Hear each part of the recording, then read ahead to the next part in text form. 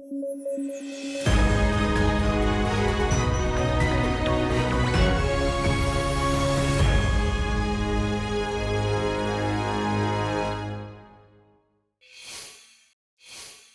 के खिलाड़ी नोवाक जोकोविच ने फ्रेंच ओपन जीतकर इतिहास रच दिया है। उन्होंने फ्रेंच ओपन फाइनल में कैस्पर रूड को मात दी है। फ्रेंच ओपन या रोलांड गैरोस का आयोजन 22 मई से 11 जून के बीच किया गया था। इस गेम में हारने वाले कैस्पर रूड नॉर्वे के हैं। ये नोवाक जोकोविच का 23वां ग्रैंड स्लैम है। इस तरह जोकोविच ने 22 बार के ग्रैंड स्लैम विजेता राफेल नडाल को पीछे छोड़ दिया है। राफेल नडाल इस बार चोट के चलते फ्रेंच ओपन खेल नहीं पाए हैं। नोवाक जोकोविच तीसरी बार फ्रेंच ओपन जीते हैं। इस तरह वे ओपन एरा में हर ग्रैंड स्लैम कम से कम 3 बार जीतने वाले पहले पुरुष खिलाड़ी बन गए हैं। गौरतलब है कि नोवाक जोकोविच साल 2023 का ऑस्ट्रेलिया ओपन भी अपने नाम कर चुके हैं। लॉन टेनिस के लिए आयोजित होने वाली 4 प्रतियोगिताएं Australian open, French open, Wimbledon और यूएस ओपन है। राष्ट्रपति द्रौपदी मुर्मू राष्ट्रपति भवन में पीवीटीजीज के लोगों से मुलाकात करेंगी। दरअसल 12 जून को राष्ट्रपति भवन में 75 पीवीटीजीज से संबंधित लोगों को बुलाया गया है। इस दौरान उन्हें जनजातीय मंत्रालय द्वारा चलाई जा रही योजनाओं से रूबरू कराया जाएगा। गृह मंत्रालय ने 75 जनजातीय समूहों को पीवीटीजी के रूप में वर्गीकृत किया है। पीवीटीजी 18 राज्यों एवं अंडमान और निकोबार द्वीप समूह संघ राज्य में रहते हैं। गौरतलब है कि इस साल के बजट में प्रधानमंत्री पीवीटीजी डेवलपमेंट मिशन का प्रस्ताव किया है। किसी जनजातीय समूह को पीवीटीजी घोषित करने के लिए 4 क्राइटेरिया घोषित किए गए हैं।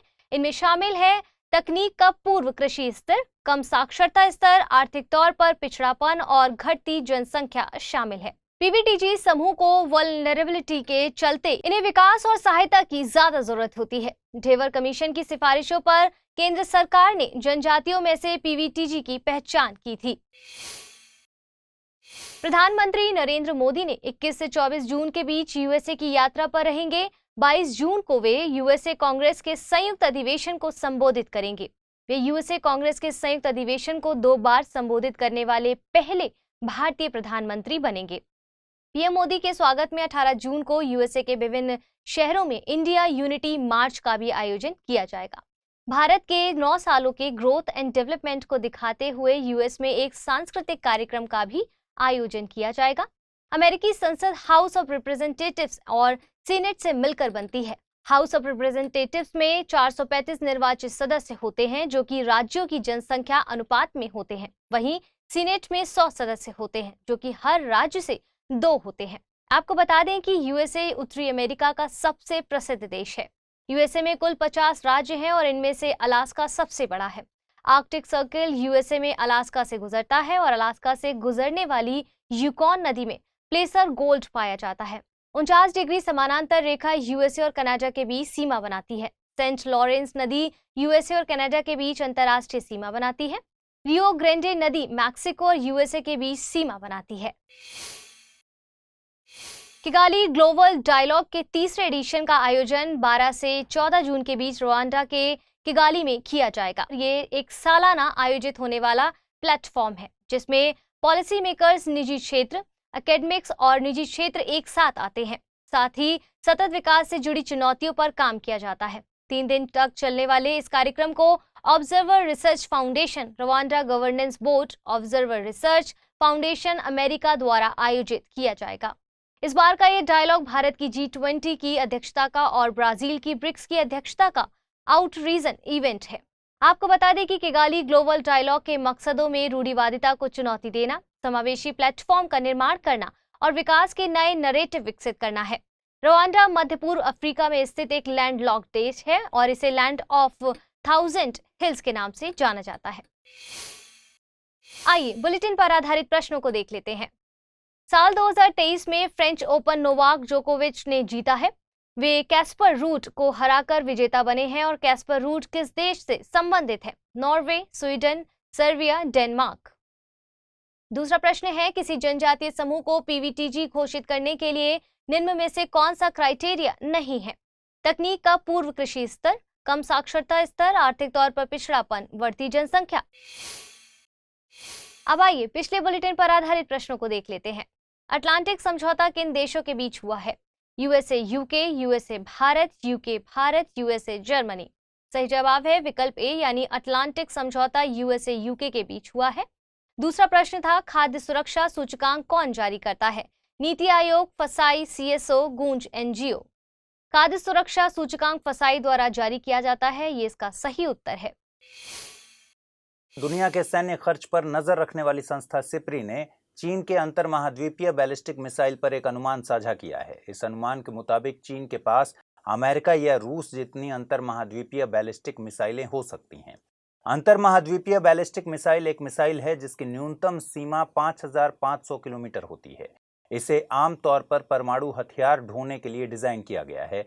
हालांकि इसे पारंपरिक रासायनिक और जैविक हथियारों को ढोने में भी इस्तेमाल किया जा सकता है। दुनिया भर में बैलिस्टिक मिसाइल के प्रसार को रोकने के लिए HCOC यानी हेग कोड ऑफ कंडक्ट को अपनाया गया है। हेग कोड ऑफ कंडक्ट को पहले ICOC यानी international code of conduct against ballistic missile proliferation के नाम से जाना जाता था। भारत इस हेग कोड ऑफ कंडक्ट का दस्तखत करता है। इसके अलावा भारत MTCR यानी मिसाइल टेक्नोलॉजी कंट्रोल रिजीम का भी हिस्सा है। भारत 2016 में MTCR में शामिल हुआ था। MTCR अप्रैल 1987 में स्थापित किया गया था। इसका मकसद ऐसे बैलिस्टिक और दूसरे मिसाइल प्रणालियों के प्रसार को सीमित करना है जिनका इस्तेमाल रासायनिक, जैविक और परमाणु हमलों में किया जा सकता है। दुनिया के अंतर महाद्वीपीय बैलिस्टिक मिसाइल वाले देशों में भारत, रूस, संयुक्त राज्य अमेरिका, उत्तर कोरिया, चीन, इजराइल, यूनाइटेड किंगडम और फ्रांस प्रमुख हैं। पृथ्वी 5 मिसाइल भारत का प्रमुख अंतर महाद्वीपीय बैलिस्टिक मिसाइल है। सिप्री का पूरा नाम Stockholm International Peace Research Institute है। यह एक गैर लाभकारी वैश्विक शोध संस्थान है। इसकी स्थापना 1966 में हुई थी। इसका मुख्यालय स्वीडन की राजधानी स्टॉकहोम में है। इसे दुनिया के सर्वाधिक सम्मानित थिंक टैंक्स की सूची में शामिल किया जाता है। यह दुनिया भर में संघर्षों को कम करने, हथियारों को कंट्रोल करने और निरस्त्रीकरण को बढ़ावा देने के लिए काम करती है। इसके अलावा यह संस्था हथियारबंद संघर्षों, सैन्य खर्च और हथियारों के व्यापार के संबंध में डेटा विश्लेषण और सुझाव भी देती है। लेप्टोस्पायरोसिस आज दुनिया में एक महत्वपूर्ण संक्रामक रोग के रूप में उभरा है। हर साल मानसून के महीनों में इस रोग के बढ़ने का खतरा ज्यादा हो जाता है। लेप्टोस्पायरोसिस एक घातक जूनोटिक जीवाणु रोग है। यह रोग लेप्टोस्पाइरा इंट्रोगेंस या लेप्टोस्पाइरा नामक जीवाणु के कारण होता है। यह जानवरों में होने वाला एक संक्रामक रोग है, मगर कुछ पर्यावरणीय दशाओं में यह मानव में भी फैलता है। यह भारी बारिश या बाढ़ के बाद बड़े पैमाने पर फैलता है। आमतौर पर इस रोग के वाहक जंगली या घरेलू दोनों जानवर होते हैं। इन वाहकों में कृंतक, मवेशी, सूअर और कुत्ते शामिल हैं। रोग का फैलाव आमतौर पर संक्रमित जानवरों के मूत्र में मौजूद लेप्टोस्पाइरा से शुरू होता है। एक रिसर्च के मुताबिक संक्रमित जानवर कुछ महीनों से लेकर कई सालों तक इस बैक्टीरिया को फैला सकते हैं। लेप्टोस्पायरोसिस को कन्नड़ में इली ज्वर और मलयालम में एली पानी कहा जाता है। दोनों का मतलब रैट फीवर होता है। भारत में लेप्टोस्पायरोसिस सबसे अधिक दक्षिण के राज्यों में फैला हुआ है। इस रोग का गर्म व नम देशों में अधिक फैलाव रहता है। यह रोग शहरी और ग्रामीण दोनों इलाकों में फैल सकता है। हर साल यह करीब 10 लाख लोगों को प्रभावित करता है। लेप्टोस्पायरोसिस के फैलने के अन्य कारणों में गलत इलाज, विश्वसनीय इलाज तक सीमित पहुंच, इलाज करने वाले डॉक्टर्स के बीच जागरूकता की कमी और पर्यावरण निगरानी का अभाव भी शामिल हैं। खबरों में आगे बढ़ें उससे पहले आप सबके लिए जरूरी सूचना। स्टडी IQ IAS हिंदी की टीम P2I यानी प्रीलिम्स टू इंटरव्यू बैच लेकर आई है। इसकी शुरुआत 19 जून 2023 से शाम को 6 बजे हो रही है। इस कोर्स में प्रतिदिन 2.5 से 3 घंटे की नियमित कक्षाएं हैं। इसके अलावा प्रिंटेड नोट्स, PDF, मुख्य परीक्षा के लिए उत्तर लेखन कार्यक्रम जैसे बहुत से उपयोगी फीचर्स हैं। इस कोर्स की सबसे बड़ी खासियत यह है कि प्रीलिम्स क्लियर करने वाले स्टूडेंट्स के लिए स्टडी IQ की तरफ से निःशुल्क आवासीय सुविधा उपलब्ध कराई जाएगी। इस दौरान आपके मेंस की पूरी तैयारी कराई जाएगी। साथ ही इंटरव्यू में आपके कम्युनिकेशन स्किल्स के विकास के साथ डेफ का 1-to-1 एनालिसिस किया जाएगा। इसमें इंटरव्यू गाइडेंस प्रोग्राम होगा जिसमें आप शामिल हो सकेंगे। कोर्स में डिस्काउंट हासिल करने के लिए आपको अमृत लाइव कोड का यूज करना है। इससे यह कोर्स आपको केवल 29,999 रुपए में हासिल हो सकेगा। कोर्स के संबंध में ज्यादा जानकारी के लिए डिस्क्रिप्शन बॉक्स में दिए गए लिंक पर क्लिक कर सकते हैं। हाल ही में कर्नाटक के उत्तर कन्नड़ इलाके के मशहूर इशाद या इशद आम को GI टैग दिया गया है। इशद आम मुख्य रूप से अंकोला के आसपास के इलाके में उगाया जाता है। यह आम अपने बेहतरीन स्वाद के लिए जाना जाता है। इशाद आम दो तरह के होते हैं, एक करी इशाद, दूसरा बिली इशाद। करी इशाद पतली त्वचा, अधिक गुदा और अद्भुत मिठास के लिए जाना जाता है। वहीं बिली इशाद में मोटी त्वचा और कम गुदा के साथ मिठास पाया जाता है। करी इशाद को इसके अनोखे सुगंध, बेहतरीन स्वाद, ज्यादा गुदे और आकर्षित आकार के साथ साथ बेहतरीन गुणवत्ता वाले आमों में से एक माना जाता है। ऐसी धारणा है कि उत्तर कन्नड़ इलाके में इस आम की किस्म की खेती पिछले 400 सालों से की जा रही है। जीआई टैग का पूरा नाम भौगोलिक संकेतक टैग है। इसका इस्तेमाल एक खास भौगोलिक क्षेत्र में पाए जाने वाले खास विशेषताओं वाले सामानों को पहचान देने के लिए किया जाता है। आसान शब्दों में कहें तो जीआई टैग उन खास उत्पादों पर इस्तेमाल किया जाने वाला एक टैग है जिनकी एक खास भौगोलिक पहचान होती है। जीआई टैग को आमतौर पर कृषि उत्पादों, खाद्य पदार्थों, हस्तशिल्प और कारोबारी उत्पादों के लिए दिया जाता है। इस तरह के उत्पादन में मूल स्थान से जुड़े गुण मौजूद होने जरूरी होते हैं। भारत में इसके रजिस्ट्रेशन और बेहतर संरक्षण के लिए वस्तुओं का भौगोलिक संकेत पंजीकरण और संरक्षण अधिनियम 1999 लाया गया है। इस अधिनियम के तहत जीआई टैग 10 साल के लिए वैध होता है। इसके बाद इसे रिन्यू करवाया जा सकता है। जीआई टैग भौगोलिक संकेत रजिस्ट्री द्वारा जारी किए जाते हैं। इस रजिस्ट्री को वाणिज्य और उद्योग मंत्रालय के उद्योग संवर्धन और आंतरिक व्यापार विभाग के तहत स्थापित किया गया है। केंद्रीय गृह मंत्री अमित शाह ने एनडीएमए यानी राष्ट्रीय आपदा प्रबंधन प्राधिकरण की बैठक की। बैठक में राज्यों से उन क्षेत्रों के लिए एक आपदा प्रबंधन योजना तैयार करने को कहा गया जहां 8 नए परमाणु रिएक्टर चालू होने वाले हैं। इस योजना का रोड मैप राष्ट्रीय आपदा प्रबंधन प्राधिकरण के साथ मिलकर तैयार किया जाना है। एनडीएमए एक सांविधिक निकाय है। इसे औपचारिक रूप से 2006 में गठित किया गया है। इसे भारत सरकार के आपदा प्रबंधन अधिनियम 2005 के तहत गठित किया गया है। यह देश में आपदा प्रबंधन के लिए शीर्ष निकाय है। इसका मूल मकसद प्राकृतिक या मानव निर्मित आपदाओं से निपटने के लिए उठाए जा रहे कदमों के बीच समन्वय करना है। इसके अलावा यह आपदा प्रबंधन के लिए नीतियों, योजनाओं और दिशा निर्देशों को तय करने वाला शीर्ष निकाय भी है। भारत के प्रधानमंत्री एनडीएमए के पदेन अध्यक्ष होते हैं। प्रधानमंत्री के अलावा इसमें 9 अन्य सदस्य शामिल होते हैं। इनमें से एक सदस्य को उपाध्यक्ष बनाया जाता है। आमतौर पर कोई कैबिनेट मंत्री उपाध्यक्ष होता है। एनडीएमए के 5 मूल प्रभाग हैं। ये प्रभाग हैं नीति एवं योजना प्रभाग, मिटिगेशन प्रभाग, ऑपरेशन प्रभाग, संचार व सूचना तकनीकी प्रभाग और प्रशासन व वित्त प्रभाग। चलिए अब देखते हैं बुलेटिन पर आधारित क्या प्रश्न बन सकते हैं। पहला प्रश्न है, लेप्टोस्पायरोसिस के संबंध में निम्नलिखित कथनों पर विचार कीजिए। पहला कथन है, यह एक जूनोटिक विषाणु रोग है। यह रोग लेप्टोस्पाइरा एंट्रोगेंस नामक विषाणु के कारण होता है। भारत में लेप्टोस्पायरोसिस के सबसे अधिक मामले दक्षिण के राज्यों में दर्ज किए जाते हैं। उपर्युक्त में से कितने कथन सही हैं? केवल 1, केवल 2, सभी 3 या फिर कोई भी नहीं। अगला सवाल है, निम्नलिखित कथनों पर विचार कीजिए। पृथ्वी 5 भारत का अंतर महाद्वीपीय बैलिस्टिक मिसाइल है। किसी विशिष्ट भौगोलिक क्षेत्र में पाए जाने वाले खास विशेषताओं वाले सामानों को पहचान देने के लिए जीआई टैग प्रदान किया जाता है। एनडीएमए एक सांविधिक निकाय है और इसका गठन भारत सरकार के आपदा प्रबंधन अधिनियम 2005 के तहत किया गया है। उपर्युक्त में से कितने कथन सही हैं? केवल 1, केवल 2, सभी 3 या फिर कोई भी नहीं। आइए जल्दी से देखते हैं पिछले बुलेटिन पर आधारित क्या प्रश्न पूछे गए थे और उनके सही जवाब क्या हैं। पहला सवाल पूछा गया था, साल 2023 में फ्रेंच ओपन नोवाक जोकोविच ने जीता है। वे कैस्पर रूड को हराकर विजेता बने हैं। कैस्पर रूड किस देश से संबंधित हैं? नॉर्वे, स्वीडन, सर्बिया या फिर डेनमार्क। सही जवाब है विकल्प ए यानी नॉर्वे। अगला सवाल है, निम्नलिखित में से कौन सा किसी जनजातीय समूह को पीवीटीजी घोषित करने का क्राइटेरिया नहीं है? ए, तकनीक का पूर्व कृषि स्तर, कम साक्षरता स्तर, आर्थिक तौर पर पिछड़ापन या फिर बढ़ती जनसंख्या। सही जवाब है इसका विकल्प डी यानी बढ़ती जनसंख्या। हिंदी में यूपीएससी की तैयारी से संबंधित प्रोग्राम्स को देखने के लिए सब्सक्राइब करें study IQ IAS Hindi. UNESCO ने घोषणा की है कि यूएसए जुलाई 2023 में यूनेस्को को रीज्वाइन करेगा। इसके अलावा यूएसए $600 मिलियन से ज्यादा की फंडिंग करने की भी तैयारी में है। ये फंडिंग यूनेस्को को फाइनेंशियल बूस्ट प्रदान करेगी। एक वक्त पर यूएसए यूनेस्को का सबसे बड़ा फंड करने वाला रहा है। यूएसए ने रीज्वाइन करने का फैसला चीन के इस संस्था पर बढ़ते प्रभुत्व के चलते लिया। चीन यूनेस्को के नीतिगत मामलों जैसे कि आर्टिफिशियल इंटेलिजेंस और तकनीकी शिक्षा के मामलों में दखल दे रहा है। गौरतलब है कि यूएसए और इजराइल दोनों ने साल 2011 में यूनेस्को को फंडिंग बंद कर दी थी। दरअसल यूनेस्को ने पैलेस्टाइन के समर्थन में वोट किया था। इसके बाद साल 2017 में ट्रंप प्रशासन ने पूरी तरह से यूनेस्को से अलग होने का निर्णय लिया था।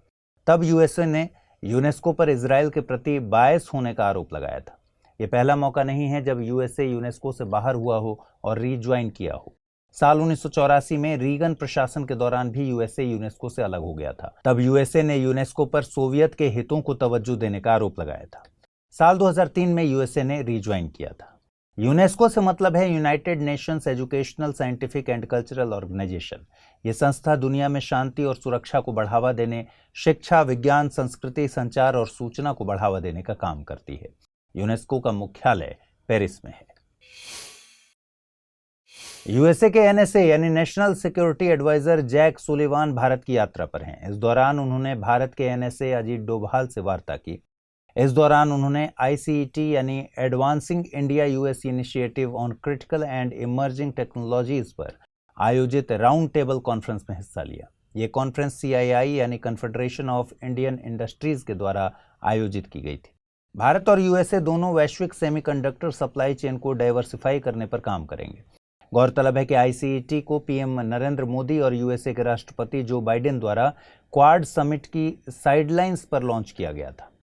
ये क्वाड समिट टोक्यो में 24 मई 2022 को आयोजित की गई थी।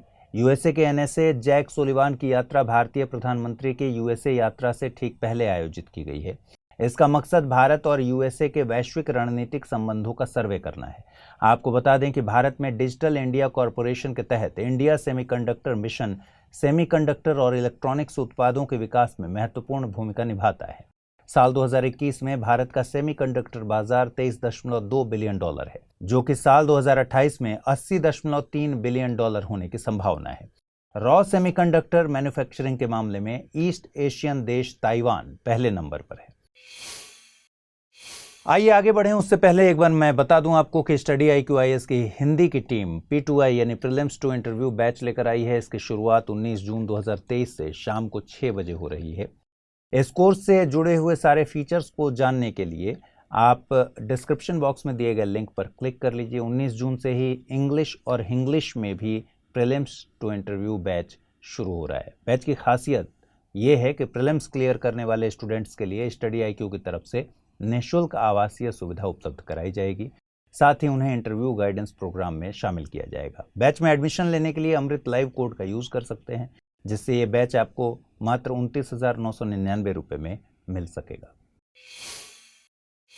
चलिए आगे बढ़ें। एनजीटी ने भुवनेश्वर के शिखरचंडी हिल पर प्रस्तावित एक वाटर सप्लाई प्रोजेक्ट को निलंबित कर दिया। शिखरचंडी हिल भुवनेश्वर के ग्रीन लंग्स में से एक है। शिखरचंडी हिल पूर्वी घाट का हिस्सा है। साथ ही यह जैव विविधता से संपन्न क्षेत्र है। इस क्षेत्र में रेयर वाइल्ड स्पीशीज और मेडिसिनल प्लांट भी पाए जाते हैं। इस क्षेत्र में वन संरक्षण अधिनियम के मुताबिक पेड़ों को काटने की अनुमति भी नहीं है। एनजीटी ने माना कि यह प्रोजेक्ट फॉरेस्ट कंजर्वेशन एक्ट 1980 के प्रावधानों का उल्लंघन करता है। आपको बता दें कि एनजीटी का गठन 18 अक्टूबर 2010 को नेशनल ग्रीन ट्रिब्यूनल 2010 एक्ट के तहत किया गया था, जिससे पर्यावरण की सुरक्षा और वनों के संरक्षण से संबंधित मामलों का निपटारा जल्दी से जल्दी किया जा सके। NGT code of civil procedure के प्रावधानों के तहत बाउंड नहीं है, बल्कि नेचुरल जस्टिस यानी प्राकृतिक न्याय के प्रावधानों से निर्देश प्राप्त करता है। ट्रिब्यूनल में दायर की गई याचिकाओं का निपटान 6 महीने के भीतर सुनिश्चित किए जाने का प्रावधान है। यह एक अर्ध न्यायिक निकाय है। जस्टिस आदर्श कुमार गोयल इसके चेयरपर्सन हैं। वर्क फ्री फाउंडेशन ने ग्लोबल स्लेवरी इंडेक्स 2023 जारी किया है। रिपोर्ट के मुताबिक साल 2021 में 50 मिलियन लोग आधुनिक दासता का जीवन जी रहे थे। यह आंकड़ा साल 2016 के 10 मिलियन के मुकाबले बहुत ज्यादा है।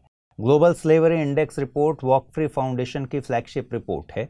इसमें 160 देशों के राष्ट्रीय आंकड़ों से आधुनिक दासता का अनुमान लगाया जाता है।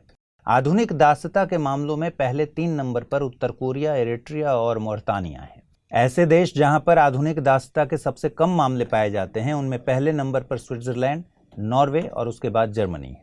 रिपोर्ट के मुताबिक भारत में 11 मिलियन लोग आधुनिक दासता का सामना कर रहे हैं। आधुनिक दासता शोषण की उस स्थिति को माना जाता है जिसे कोई व्यक्ति हिंसा, धमकी और शक्तियों के दुरुपयोग जैसे कारणों के चलते सहता है। आधुनिक दासता एक अम्ब्रेला टर्म है। इसमें बंधुआ मजदूरी, ह्यूमन ट्रैफिकिंग और दासता या फिर दासता जैसी प्रथाएं जैसे कि जबरदस्ती की गई शादी, चाइल्ड सोल्जर्स और कर्ज के चलते कराई जा रही मजदूरी इत्यादि शामिल हैं। आइए जल्दी से देखें बुलेटिन पर आधारित क्या प्रश्न बन सकते हैं। पहला प्रश्न है, खबरों में रही शिखर चंडी हिल निम्नलिखित में से किसका भाग है? पश्चिमी घाट, पूर्वी घाट, हिमालय पर्वत या फिर अरावली पर्वत? अगला सवाल, ग्लोबल स्लेवरी इंडेक्स 2023 के संबंध में निम्नलिखित कथनों पर विचार कीजिए। इसे वॉक फ्री फाउंडेशन के द्वारा जारी किया जाता है। उत्तर कोरिया आधुनिक दासता के मामलों वाले देशों में पहले नंबर पर है। भारत में 50 मिलियन लोग आधुनिक दासता का सामना कर रहे हैं। उपर्युक्त में से कितने कथन सही हैं? केवल एक, केवल दो, सभी तीन या फिर इनमें से कोई नहीं? आइए देखें पिछले बुलेटिन पर आधारित क्या प्रश्न मैंने पूछे थे और उनके सही जवाब क्या हैं। पहला सवाल था, लेप्टोस्पायरोसिस के संबंध में निम्नलिखित कथनों पर विचार कीजिए। यह एक जूनोटिक विषाणु रोग है। यह रोग लेप्टोस्पाइरा इंट्रोगेंस नामक विषाणु के कारण होता है। भारत में लेप्टोस्पायरोसिस के सबसे अधिक मामले दक्षिण के राज्यों में दर्ज किए जाते हैं। उपर्युक्त में से कितने कथन सही हैं? केवल एक, केवल दो, सभी तीन या फिर कोई भी नहीं? सही जवाब है इसका विकल्प ए, यानी केवल एक ही कथन सही है। लेप्टोस्पायरोसिस एक बैक्टीरियल बीमारी है। यह लेप्टोस्पाइरा इंट्रोगेंस नामक बैक्टीरिया के कारण होता है। अगला सवाल मैंने पूछा था, निम्नलिखित कथनों पर विचार कीजिए। पृथ्वी 5 भारत का अंतर महाद्वीपीय बैलिस्टिक मिसाइल है। किसी विशिष्ट भौगोलिक क्षेत्र में पाए जाने वाली खास विशेषताओं वाले सामानों को पहचान देने के लिए जीआई टैग प्रदान किया जाता है। एनडीएमए एक सांविधिक निकाय है और इसका गठन भारत सरकार के आपदा प्रबंधन अधिनियम 2005 के तहत किया गया है। उपर्युक्त में से कितने कथन सही हैं? केवल एक, केवल दो, सभी तीन या फिर कोई भी नहीं? सही जवाब है इसका विकल्प बी, यानी दो कथन इसमें सही हैं।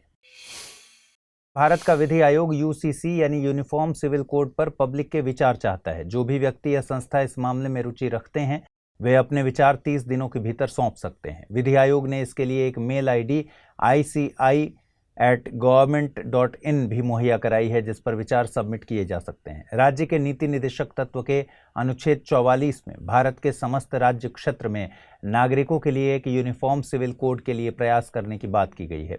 यूनिफॉर्म सिविल कोड से मतलब है भारत के लिए एक ऐसा कानून होगा जो सभी धार्मिक समुदायों के विवाह, तलाक, गोद लेने और विरासत जैसे मामलों पर लागू होगा। यूसीसी को संविधान के नीति निदेशक तत्वों में शामिल किया गया है, इसलिए ये केवल गाइडलाइंस हैं, इसे लागू करना बाध्यकारी नहीं है। संविधान सभा की बहसों में यूसीसी पर खासी चर्चा की गई थी, हालांकि इन बहसों में जेंडर जस्टिस जैसे मुद्दों को शामिल नहीं किया गया था। डॉक्टर अंबेडकर का कहना था कि यूसीसी की जरूरत है, लेकिन अभी के लिए इसे वॉलंटरी रखा जाना चाहिए। वहीं अल्लादी कृष्णस्वामी यूसीसी को लागू करने के पक्ष में थे। इस मामले में न्यायपालिका ने भी कई मामलों में अपनी राय व्यक्त की है। मसलन शाहबानो केस में सुप्रीम कोर्ट ने राष्ट्रीय एकीकरण के लिए कॉमन सिविल कोड को जरूरी बताया। आपको बता दें कि विधि आयोग एक गैर सांविधिक संस्था है। इसे भारत सरकार द्वारा जारी एक अधिसूचना के जरिए गठित किया जाता है। विधि आयोग कानून मंत्रालय द्वारा मुहैया कराई गई टर्म्स ऑफ रेफरेंस के आधार पर तमाम कानूनों पर रिसर्च कर अपनी रिपोर्ट पेश करता है। केंद्र सरकार ने नवंबर 2022 में 22वें विधि आयोग का गठन किया था। कर्नाटक हाई कोर्ट के रिटायर मुख्य न्यायाधीश ऋतुराज अवस्थी को इसका अध्यक्ष नियुक्त किया गया है। केंद्र सरकार पीवीटीजीज के लिए एक नया सर्वे डिजाइन करने की तैयारी में है, जिससे पीवीटीजीज के लिए विशेष तौर पर मानव विकास सूचकांक तैयार किया जा सके। यह सर्वे देश के 22,000 गांवों में बसे 28 लाख पीवीटीजी के लोगों पर किया जाना है। यह अपनी तरह का ऐसा पहला प्रयास है। इसमें गांव के स्तर पर डेटा कलेक्शन करके इन जनजातियों के जीवन में होने वाले बदलावों को नोटिस किया जाएगा। इससे ये भी पता चल सकेगा कि सरकार की नीतियों का कैसे इन समूहों के जीवन पर प्रभाव होगा। केंद्र सरकार ने पिछले 9 सालों में जनजातियों को ध्यान में रखकर कई योजनाएं शुरू की हैं। सिकल सेल डिजीज पर डेटा कलेक्शन और एकलव्य मॉडल रेजिडेंशियल स्कूल इसमें अहम है। गृह मंत्रालय ने 75 जनजातीय समूहों को पीवीटीजी के रूप में वर्गीकृत किया है। पीवीटीजी 18 राज्यों और अंडमान तथा निकोबार द्वीप समूह संघ राज्य में रहते हैं। गौरतलब है कि इस साल के बजट में प्रधानमंत्री पीवीटीजी डेवलपमेंट मिशन का प्रस्ताव किया गया है। बजट के मुताबिक मिशन के तहत अगले 3 सालों में 15,000 करोड़ रुपए इस मिशन पर खर्च किए जाएंगे। आपको बता दें कि किसी जनजातीय समूह को पीवीटीजी घोषित करने के लिए 4 क्राइटेरिया घोषित किए गए हैं। इनमें शामिल हैं तकनीक का पूर्व कृषि स्तर, कम साक्षरता स्तर, आर्थिक तौर पर पिछड़ापन और घटती जनसंख्या। आगे बढ़ें उससे पहले एक बार फिर आपको एक सूचना दे दूं मैं कि स्टडी IQIS हिंदी की टीम P2I यानी प्रीलिम्स टू इंटरव्यू बैच लेकर आई है। इसकी शुरुआत 19 जून 2023 से शाम को 6 बजे हो रही है। कोर्स में प्रतिदिन 2.5 से 3 घंटे की नियमित कक्षाओं के अलावा प्रिंटेड नोट्स, PDF, मुख्य परीक्षा के लिए उत्तर लेखन कार्यक्रम जैसे बहुत से उपयोगी फीचर्स शामिल हैं।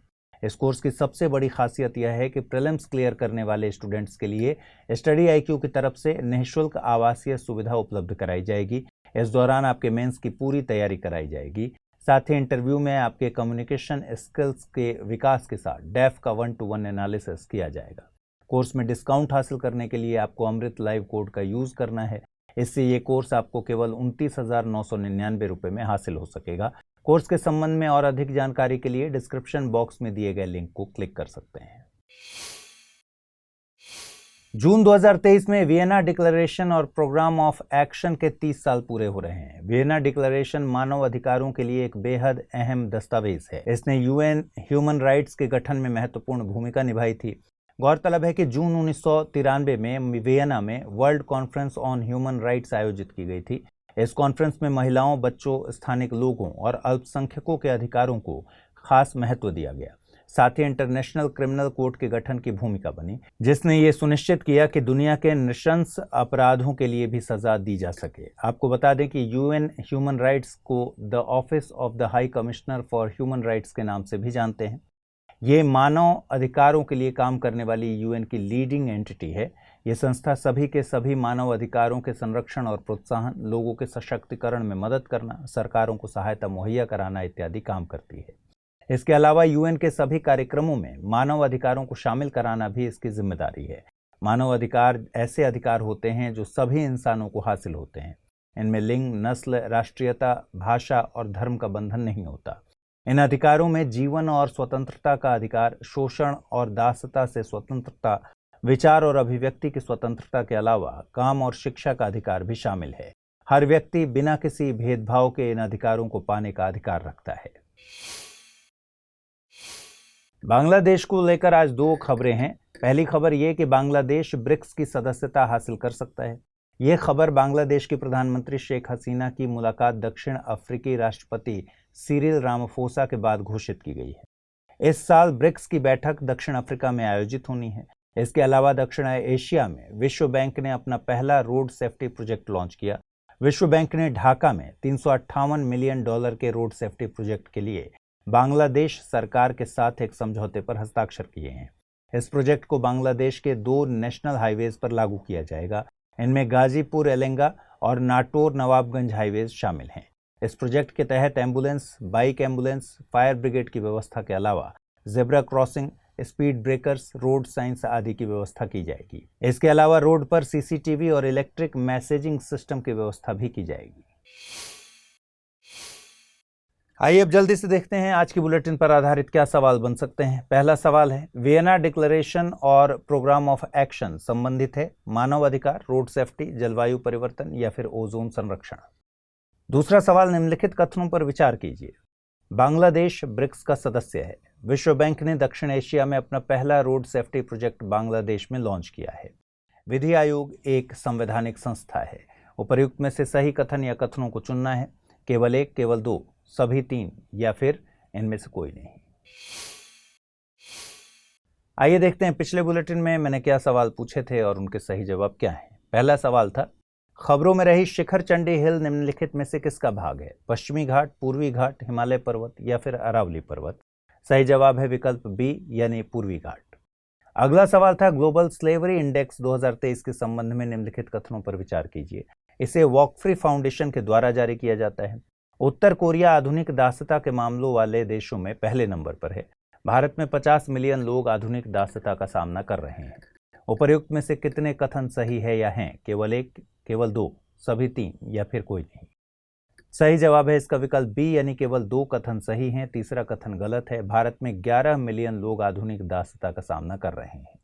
हिंदी में UPSC की तैयारी से संबंधित प्रोग्राम्स को देखने के लिए सब्सक्राइब करें स्टडी IQIS हिंदी।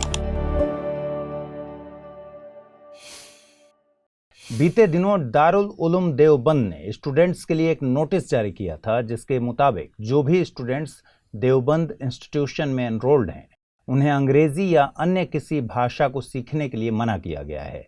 ऐसा करने पर उन्हें कैंपस से निकाले जाने की धमकी दी गई है। इस पर NCPCR यानी national commission for protection of child rights ने सहारनपुर के डिस्ट्रिक्ट मजिस्ट्रेट को पत्र लिखा है, जिसमें देवबंद के एजुकेशन डिपार्टमेंट के खिलाफ एक्शन लेने की बात कही गई है। इसके मुताबिक इस तरह की धमकी राइट टू एजुकेशन एक्ट 2009 की धारा 17 का उल्लंघन करती है। धारा 17 में किसी भी बच्चे के फिजिकल पनिशमेंट या मेंटल हरासमेंट को प्रतिबंधित किया गया है। गौरतलब है कि दारुल उलूम देवबंद उत्तर प्रदेश के सहारनपुर में स्थित प्रसिद्ध मदरसा है। यहाँ से देवबंद मूवमेंट शुरू हुआ था। इसका गठन 1857 की क्रांति की विफलता के बाद किया गया था। इसका मकसद इस्लामिक संस्कृति की रक्षा करते हुए मुस्लिम समाज के उत्थान के लिए काम करना था। आपको बता दें कि NCPCR का गठन commission for protection of child rights act 2005 के तहत किया गया है। इसे शक्तियां और कार्य इस एक्ट के तहत सौंपे गए हैं। आयोग में एक अध्यक्ष और 6 सदस्य होते हैं। इन 6 सदस्यों में कम से कम 2 महिलाएं होनी चाहिए। वर्तमान में प्रियंक कानूनगो इसके अध्यक्ष हैं। ICMR यानी Indian council of medical research ने इनोवेटिव टीबी हेल्थ टेक्नोलॉजीज पर एक वर्कशॉप आयोजित की थी।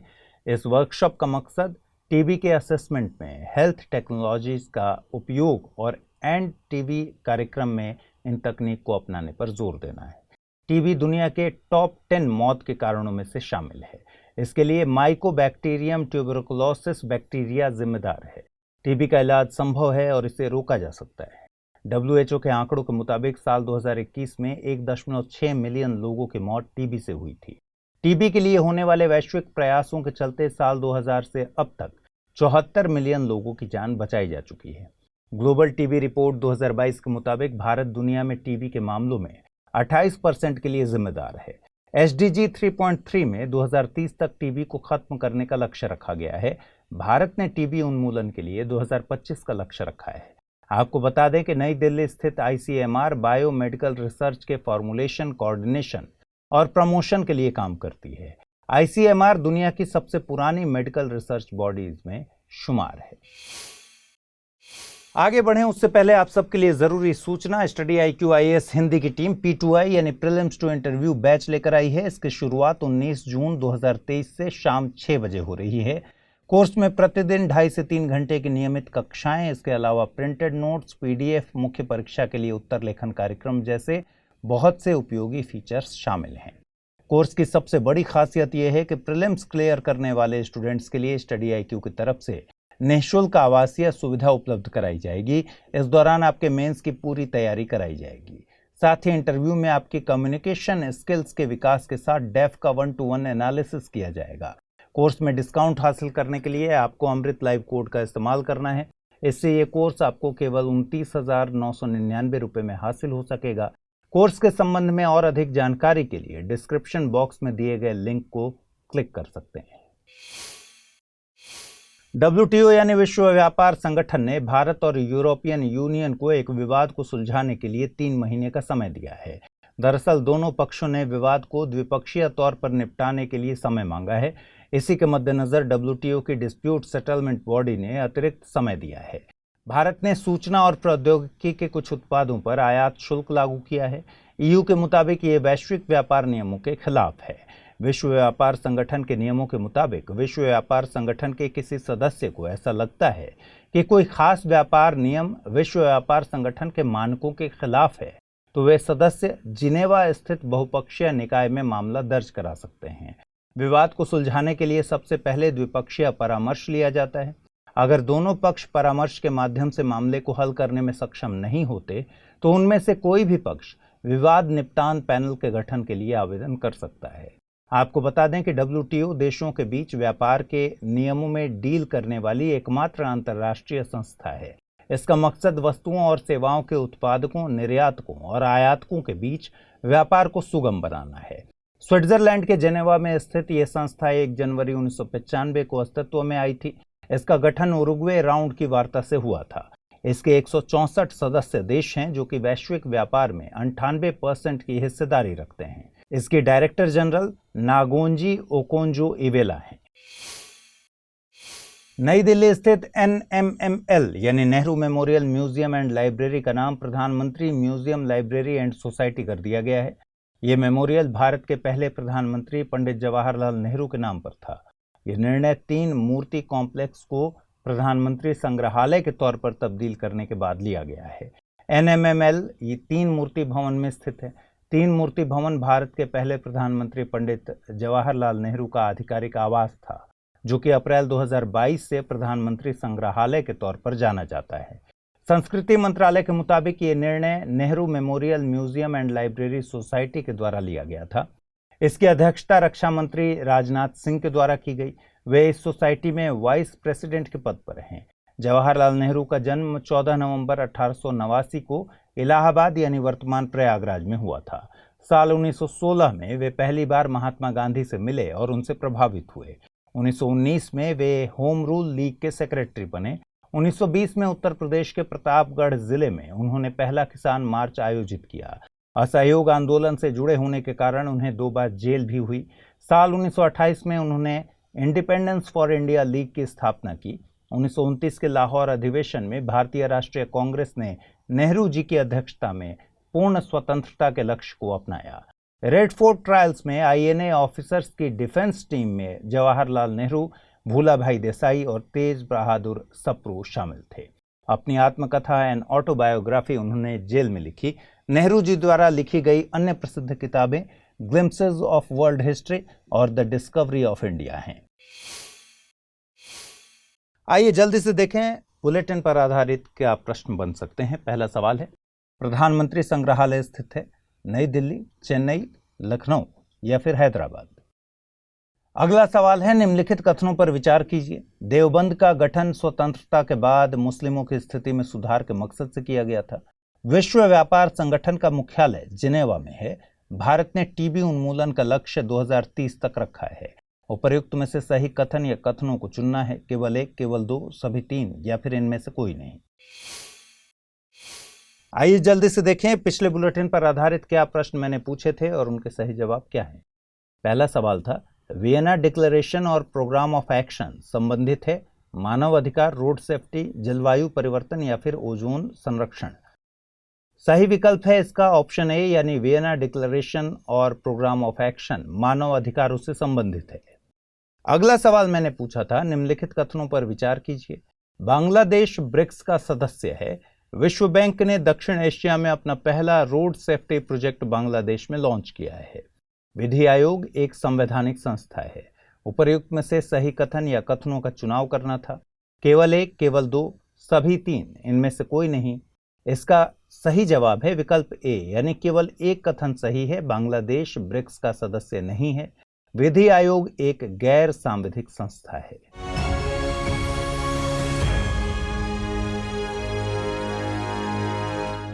हिंदी में यूपीएससी की तैयारी से संबंधित प्रोग्राम्स को देखने के लिए सब्सक्राइब करें स्टडी IQ IAS हिंदी।